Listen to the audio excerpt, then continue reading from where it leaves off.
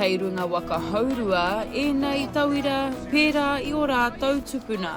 The wairua is a bit unexplainable, like it's more of a mana feeling, like you just feel the wind, the breeze, the smell, and it's like, wow, you really take it in. Yeah.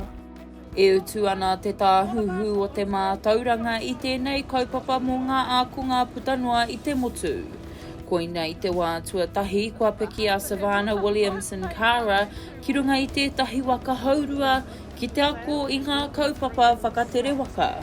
Oh, how to secure the knots on a sail. It's a lot of work. You need some upper body strength to hold the ropes, but it's mean and steering the hui.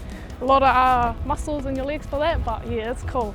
Yeah, it's a great honour being on a waka, because I said already that it's my first time going on one, but having the experience, going what they used to go through is a pretty out of it experience.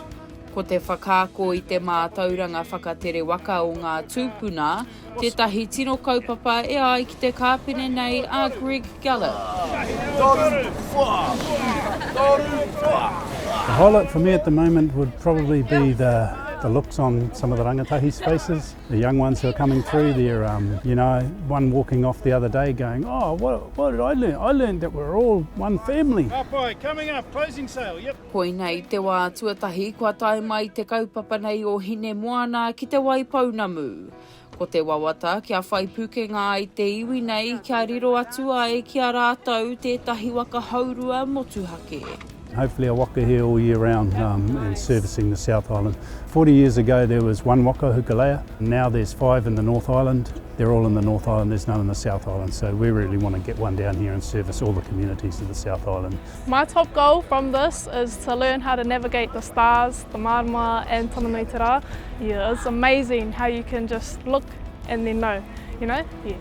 Hei te marama e tū mai nei ka rere whaka te tonga te waka nei. Ko te tūmana ko ka hoki mai anō a te rātou. Halle Taite-Pitama, Tahu News.